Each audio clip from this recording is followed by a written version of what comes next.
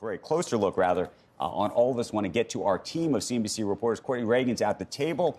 She's got reaction from the retailers, but we're going to start with Phil LeBeau on autos. Phil. Andrew, I get this question from a number of people. Why don't the auto companies simply move some of these plants from Mexico and Canada back to the U.S.? The answer? Oh, it's a big one. It's all about money. Look at how much more expensive it is to build a vehicle in the United States compared to Canada and compared to Mexico.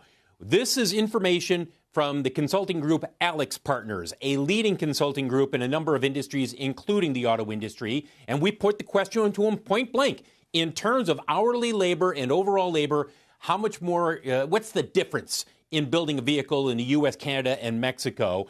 And a couple of things to keep in mind here. That's just hourly labor. All in, when you add things like indirect labor, energy costs, etc., U.S. assembly of vehicles, 68% costlier than Mexico assembly, and it's 38% costlier than if you were building a vehicle in Canada.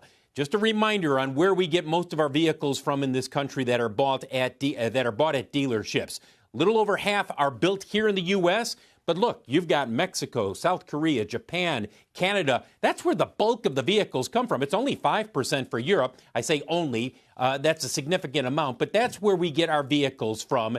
The inventory right now is at 71 days, which is basically normal. That's a normal market, but that's going to be changing very quickly. Couple of notes this morning. Stellantis saying that it will be pausing some of its production in Mexico and Canada, including shutting down its plant in Windsor, Ontario for 2 weeks, restarting on April 21st. That's where they build all of their minivans at.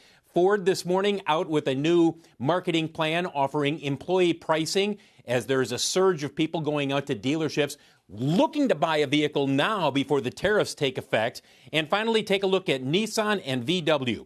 Nissan is suspending some of its production in Mexico, according to reports out of Japan. And VW is halting rail shipments from Mexico to the U.S. due to the tariffs. It is also going to be adding an import fee that will be listed on the sticker price when you go into dealerships as the tariffs take effect. That is the story with the automakers. Courtney, tell us what's going on with the retailers.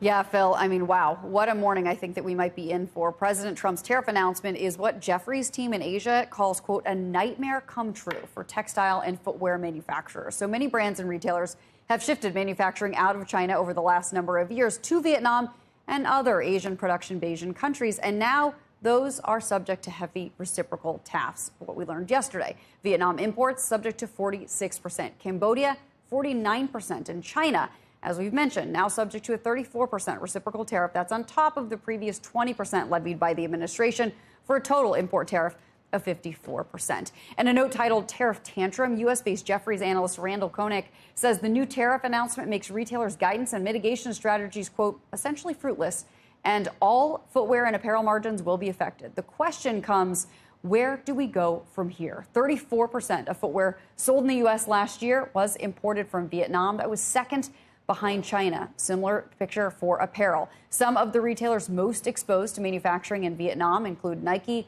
On, Lululemon, American Eagle, Wayfair. We know Abercrombie has a lot of exposure as well, and many, many others.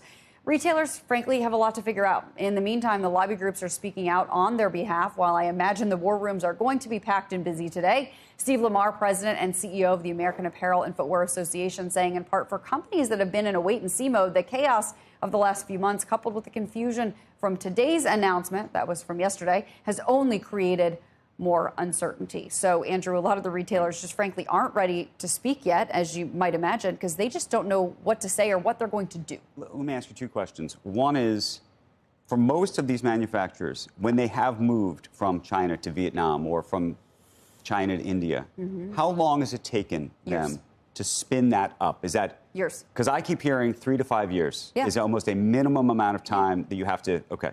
So then there's this, and we'll talk to Howard Lutnick about this. Then there's this game of chicken that goes on politically, which is to say they need to know that 5 years from now these tariffs are going to be here if they're going to make that move. What are you hearing from retailers? Are they saying, we think this is here to stay? We don't know. I mean, really, it's a lot of we don't know. And there was a lot of surprise yesterday. This is, the words that I'm hearing is sort of shocked, much worse than we thought. We have to rethink things. I mean, when we were thinking that tariffs were coming in on all Mexican and Canadian imports to the degree of potentially 25%, that's what I think a lot of the retailers were preparing for. And we had asked them very specific questions in this last several rounds of quarters reporting about that. And so they had really begun to talk about it because, as you might expect, as the China conversation sort of took on a life of its own, we talked more about nearshoring and brought things to Mexico. And so now I think that lesson is going to scar retailers a little bit, to your exact point. I don't know that anyone wants to have a knee-jerk reaction, because is that the right thing in 3 to 5 years from now? So I think there's just going to be a lot of questions, a lot of confusion. I don't envy a retail CEO this morning. Court, there have been people who have suggested, and even as recently as this week, Jan Niffen suggesting that a lot of these would be picked up by the factories themselves, by the manufacturers of this. I don't think anybody was anticipating numbers this big, which makes it way more complicated.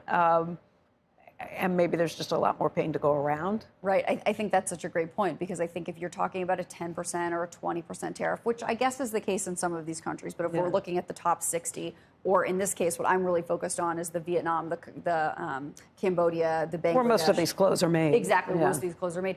It is a very, very big number. And so we're not talking about splitting hairs on a 10%. We're talking about 46%, 49%. Right. So is everybody going to take 15, 20% of that? I mean, that is a lot.